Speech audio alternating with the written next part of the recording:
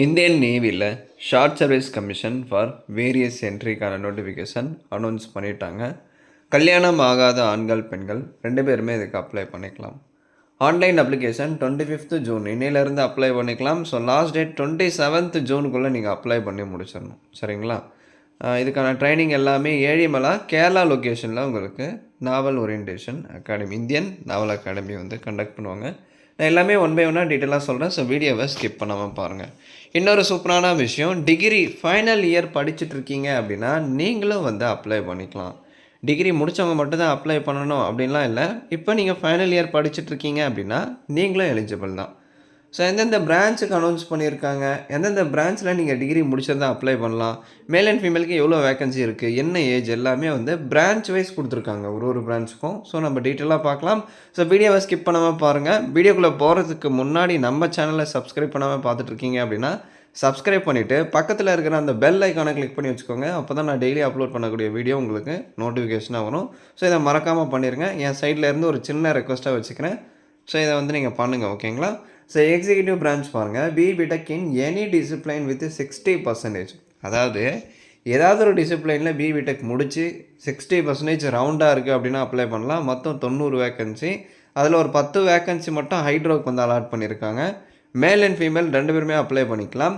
என்ன ஏஜ் அப்படின்னா, இங்கே ஏஜை வந்து டேரெக்டாக மென்ஷன் பண்ணல. அதாவது 2 ஜூலை 2002லேருந்து 1 ஜான் 2008 அப்படின்னு சொல்லியிருக்காங்க. அந்த இடைப்பட்ட தேதிக்குள்ளே நீங்கள் பிறந்திருக்கீங்க, இடைப்பட்ட மாதம் மற்றும் வருடத்துக்குள்ளே நீங்கள் பிறந்திருந்தால் அப்ளை பண்ணிக்கலாம். இன் பிட்வீன் டேட், ஓகேங்களா? அந்த தேதிக்கு முன்னாடியோ இல்லை அந்த தேதிக்கு அப்புறமோ நீங்கள் பிறந்திருந்தால் எலிஜிபிள் இல்லை. அந்த வித்தின் டேட்டில் வரீங்களா அப்படின்றத நீங்கள் செக் பண்ணிக்கோங்க. பார்ன் இன் பிட்வீன் அப்படின்னு சொல்கிறாங்க இல்லையா, அந்த இடைப்பட்ட தேதிக்குள்ளே நீங்கள் பிறந்திருக்கணும். அடுத்து pilot, naval air operations, air traffic controller, ATC அப்படின்னு சொல்லுவாங்க.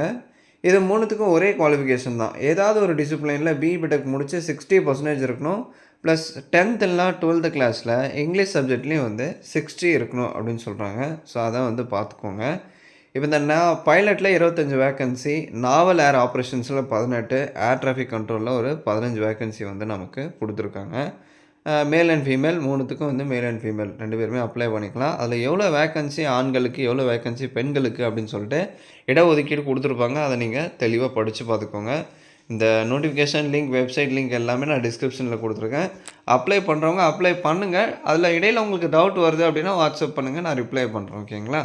அடுத்த லாகிஸ்டிக்ஸ் பாருங்கள், சேம் அதே தான். எனி டிசிப்ளைன் வித் பிடெக், ஏதாவது ஒரு டிசிப்ளைனில் பிடெக் முடிச்சு, அதாவது ஃபஸ்ட் கிளாஸில் ஏதாவது ஒரு டிசிப்ளினில் பிடெக் கம்ப்ளீட் பண்ணியிருக்கீங்க அப்படின்னா அப்ளை பண்ணிக்கலாம். இல்லை அப்படின்னா எம்பிஏ ஃபஸ்ட் கிளாஸில் படிச்சிருக்கீங்க அப்படின்னா எலிஜிபிள். அப்படியும் இல்லை அப்படின்னா இந்த BSc BCom, BSc IT first கிளாஸில் முடிச்சிருக்கீங்க, பிஜி டிப்ளமோ ஃபினான்ஸில் அப்படின்னா நீங்கள் அப்ளை பண்ணலாம். அதுவும் வெறும் பிஎஸ்சி பிகாம் அந்த மாதிரி மட்டும் இல்லாமல் அது கூடவே பிஜி டிப்ளமோ ஃபினான்ஸ் நீங்கள் கம்ப்ளீட் பண்ணியிருக்கீங்க அப்படின்னா எலிஜிபிள். அதே மாதிரி எம்சிஏ, எம்எஸ்சி ஐடி ஃபஸ்ட் கிளாஸில் முடிச்சிருந்தாலும் அப்ளை பண்ணலாம். இந்த அப்படின்னு சொல்லியிருக்காங்க இல்லையா, அது வந்து ஆப்ஷனல் குவாலிஃபிகேஷன். அந்த குவாலிஃபிகேஷன் கம்ப்ளீட் பண்ணியிருந்தாலும் நீங்கள் எலிஜிபிள் தான். மற்ற ஒரு 10 வேக்கன்சி ஆண்கள் பெண்கள் 2 பேரும் அப்ளை பண்ணிக்கலாம். அடுத்து நாவல் ஆர்மமெண்ட் அப்படின்னு கொடுத்துருக்காங்க. இது இன்ஸ்பெக்டரேட் கேட்ரியில் வரும். இதுவும் சேம் தான். இங்கே டிசிப்ளின் கொடுத்துருக்காங்க இல்லையா, இது சம்மந்தமாக நீங்கள் பிடெக் முடிச்சு 60% இருக்குது அப்படின்னா நீங்கள் அப்ளை பண்ணிக்கலாம். ஸோ எஜுகேஷன் பிரான்ச்சில் பார்த்தீங்க அப்படின்னா எம்சிஏ, எம்ஏ வித் மினிமம் 60%. கண்டிப்பாக மேக்ஸு, ஆப்ரேஷனல் ரிசர்ச் இது வந்து கம்ப்ளீட் பண்ணியிருக்கணும். அதே மாதிரி பிடெக்கு, எம்ஏ ஹிஸ்ட்ரி கம்ப்ளீட் பண்ணி 55%. ஸோ அவங்க கொடுத்துருக்கிற குவாலிஃபிகேஷனில் ஏதாவது ஒரு குவாலிஃபிகேஷன் இருந்தால் போதும் நீங்கள் அப்ளை பண்ணிக்கலாம். ஸோ மொத்தம் 5 வேக்கன்சி கொடுத்துருக்காங்க. அதே மாதிரி இன்ஜினியரிங் பிரான்ச்சில் பாருங்கள், இங்கே கொடுத்துருக்காங்க இல்லையா, இந்த டிசிப்ளின் சம்மந்தமாக நீங்கள் பிடெக் முடித்து 60% இருக்குது அப்படின்னா இன்ஜினியரிங் பிரான்ச் ஜிஎஸ் ஜென்ரல் சர்வீஸில் அப்ளை பண்ணலாம். மொத்தம் 24 வேக்கன்சி. அந்த வேக்கன்சி அந்த ஏஜை மட்டும் நீங்கள் செக் பண்ணிக்கோங்க. அதை நான் ஒரு பிரான்ச்சுக்கும் சொல்லிட்டு இருந்தேன் அப்படின்னா வீடியோ ரொம்ப லென்த்தாக போயிட்டுருக்கும். ஸோ ஓகேங்களா, மேக்ஸிமம் வீடியோவை ரொம்ப ஷார்ட்டாக முடிக்க நான் ட்ரை பண்ணேன். அடுத்து சப்மரைன் டெக் இன்ஜினியரிங் அப்படின்னு சொல்லுவாங்க. இதெல்லாம் சொல்லியிருக்காங்க சேம் எஸ் 8 அப்படின்னு சொல்லியிருக்காங்க. அதாவது இந்த 8வது காலமில் இன்ஜினியரிங் பிரான்ச்சுக்கு என்ன டிசிப்ளின் கொடுத்துருக்காங்களோ இந்த டிசிப்ளினில் நீங்கள் பிடெக் முடிச்சு 60% எடுத்திருக்கீங்க அப்படின்னா சேம் சப்மரைன் இன்ஜினியரிங்க்கும் அப்ளை பண்ணலாம். அதே தான் வந்து எலக்ட்ரிக்கல் பிரான்ச்சில், அதே மாதிரி சப்மரைன் டெக் எலக்ட்ரிக்கல் இது ரிலேட்டாக நீங்கள் பிடெக் முடிச்சு 60% இருந்தால் இதுக்கும் நீங்கள் அப்ளை பண்ணிக்கலாம்.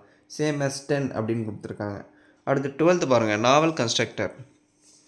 கன்ஸ்ட்ரக்டர் அப்படின்னா சிவில் ஓரியன்டாக marine, civil aeronautical, aerospace, naval architect, ocean engineering இதில் நீங்கள் பிடெக் முடிச்சு 60% இருக்குது அப்படின்னா இந்த நாவல் கன்ஸ்ட்ரக்டருக்கு நீங்கள் அப்ளை பண்ணிக்கலாம். அடுத்து செலெக்ஷன் ப்ராசஸ் எப்படி இருக்கும், யார் அப்ளை பண்ணலாம், அதையும் வந்து நம்ம டீட்டெயிலாக பார்க்கலாம். ஸோ என்சிசி கேண்டிடேட்டாக இருக்கீங்க அப்படின்னா கட்டாயம் உங்களுக்கு நிறைய பெனிஃபிட் இருக்குங்க. அதே மாதிரி நீங்கள் கமர்ஷியல் பைலட் லைசன்ஸ் ஹோல்டராக இருக்கீங்க, கமர்ஷியல் பைலட் லைசன்ஸ் ஹோல்டராக இருந்து அதுக்கான லைசன்ஸ் உங்கள்கிட்ட இப்போ வேலிடில் இருக்குது அப்படின்னா உங்களுக்கு அந்த ஏஜில் வந்து மாடிஃபிகேஷன் இருக்குது. ஸோ நீங்கள் அப்ளை பண்ணிக்கலாம். ஸோ 2 ஜூலை 2002 1 ஜூலை 2006 பிறந்தவங்க அப்ளை பண்ணிக்கலாம். கமர்ஷியல் பைலட் லைசன்ஸ் ஹோல்டராக இருக்கீங்க அப்படின்னா இந்த இடைப்பட்ட தேதிக்குள்ளே நீங்கள் பிறந்திருந்தால் அப்ளை பண்ணிக்கலாம். ஓகேங்களா. என்சிசி கேண்டிடேட்டாக இருக்கீங்க, சி டைப் சர்டிஃபிகேட் இருக்குது, சி டைப்பில் மினிமம் பி கிரேட் இருக்குது அப்படின்னா உங்கள் எஸ்எஸ்பி ஷார்ட் லிஸ்டிங்கில் 5% கட் ஆஃப் மார்க் வந்து தருவாங்க. அதாவது எஸ்எஸ்பி ஷார்ட் லிஸ்டிங் மார்க் இருக்கு இல்லையா, அதில் ரிலாக்ஸேஷன் வந்து 5% தருவாங்க. இப்போ எஸ்எஸ்பி இன்டர்வியூக்கு செலக்ட் பண்ணுறாங்க இல்லையா அவங்க டிகிரி மார்க்கை பேஸ் பண்ணி, அந்த ஷார்ட் லிஸ்டிங் கட் ஆஃப் மார்க்கில் 5% வந்து ரிலாக்ஸேஷன் கொடுப்பாங்க. யாருக்கு அப்படின்னா என்சிசி சி டைப் சர்டிஃபிகேட் ஹோல்டருக்கு மட்டும் அந்த ஒரு சலுகை இருக்குது. உங்கள் டிகிரி மார்க்கை பேஸ் பண்ணி எஸ்எஸ்பி இன்டர்வியூக்கு வந்து ஷார்ட் லிஸ்ட் பண்ணுவாங்க. அந்த ஷார்ட் லிஸ்டிங் மார்க்கில் 5% வந்து உங்களுக்கு விடுப்பு தருவாங்க. என்சிசி சி டைப் சர்டிஃபிகேட் இருந்தால் இந்த பெனிஃபிட் இருக்குது. அடுத்து ஹூ கேன் அப்ளை, யாரெல்லாம் வந்து அப்ளை பண்ணலாம், டிகிரி முடித்தவங்க, ஃபைனல் இயர் படிச்சுட்ருக்கவங்க அப்ளை பண்ணலாம். ஓகேங்களா. டிகிரி முடித்தவங்க, டிகிரி கம்ப்ளீட்டட் ஆர் எல்ஸ் இந்த final year candidate compulsory eligible தான்.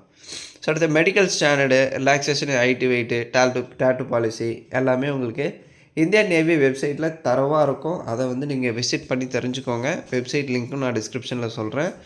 டென்ஷர் ஆஃப் கமிஷன், இது வந்து ஷார்ட் சர்வீஸ் கமிஷன் தான். ஷார்ட் சர்வீஸ் கமிஷன் அப்படின்னா 14 இயர்ஸ் நீங்கள் ஒர்க் பண்ணலாம் இல்லையா. முதல்ல ஒரு 12 இயர்ஸும் அடுத்து ஒரு 2 இயர்ஸும் அதை எக்ஸ்டெண்ட் பண்ணுறாங்க. இந்த ஷார்ட் சர்வீஸ் கமிஷனில் ஒர்க் பண்ணி நீங்கள் கம்ப்ளீட் பண்ணிட்டீங்க அந்த என்ட்ரியை அப்படின்னா பர்மனன்ட் கமிஷன் வரும். அந்த பர்மனன்ட் கமிஷனில் நீங்கள் ரிட்டையர் ஆகிற வரையும் பர்மனெண்ட்டாக ஒர்க் பண்ணலாம். பர்மனன்ட் கமிஷனில் என்ன சேல்ரி நீங்கள் வாங்குறீங்களோ, என்ன அலவன்ஸோ அதே தான் ஷார்ட் சர்வீஸ் கமிஷன்லேயும். பட் என்ன நீங்கள் ஒர்க் பண்ணுற அந்த என்ரோல்மெண்ட் மட்டும் டிஃபர் ஆகும். இது 14 இயர்ஸும் அது பர்மனெண்ட்டாக ரிட்டையர் ஆகிற வரையும் ஒர்க் பண்ணுவீங்க.